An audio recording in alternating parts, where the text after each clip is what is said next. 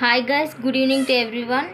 చపాతీ పిండి ఎలా ప్రిపేర్ చేసుకోవాలో చూపిస్తాను. చపాతీకైనా పూరీకైనా సేమ్ ప్రాసెస్. మెత్తగా సాఫ్ట్గా పూరీలు అయితే ఎలా పొంగాలో చూపిస్తాను. ఒక్కసారి ఈ పిండి కలిపి పెట్టుకున్నామంటే చపాతీకైనా పూరీలకైనా ఇదే పిండి యూజ్ చేసుకోవచ్చు. ఎలానో చూపిస్తాను, వచ్చేసేయండి. కొంచెం little bit oil, sugar, salt already కొంచెం యాడ్ చేశాను. పిండిలా మిక్స్ చేసుకోవాలి. మొత్తం పూర్తిగా ఇలా మిక్స్ అయిన తర్వాతే వాటర్ యాడ్ చేసుకోవాలా. మొత్తం మిక్స్ చేసుకుంటే వాటర్ యాడ్ చేస్తే మాత్రం గట్టిగా అయిపోతాయి.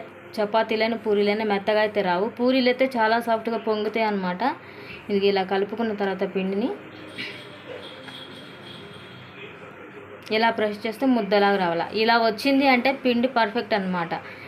ఇలా వచ్చిన తర్వాత కొంచెం కొంచెంగా వాటర్ యాడ్ చేసుకొని పిండి మొత్తాన్ని కలుపుకోవాలి.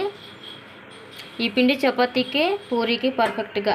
కొంతమంది వాటర్తో కలుపుతారండి, కొంతమంది మిల్క్తో, కాచి చల్లార్చిన పాలతోనే కలుపుకోవచ్చు. పిండి వాటర్తో కలిపినా మిల్క్తో కలిపినా సేమ్ ప్రాసెస్ అండి. సేమ్ చపాతీలు అయితే బాగా వస్తాయి సాఫ్ట్గా. కరెక్ట్గా పిండి అయితే ఇట్లా మనం ముద్ద చేస్తే ఇలా అయితే ఉండాలి ఖచ్చితంగా. ఇదిగా నేను చూసారు కదా, పిండి ఇలా కలిపి పెట్టుకొని దీనికి మళ్ళా కొంచెం ఆయిల్ అప్లై చేసుకొని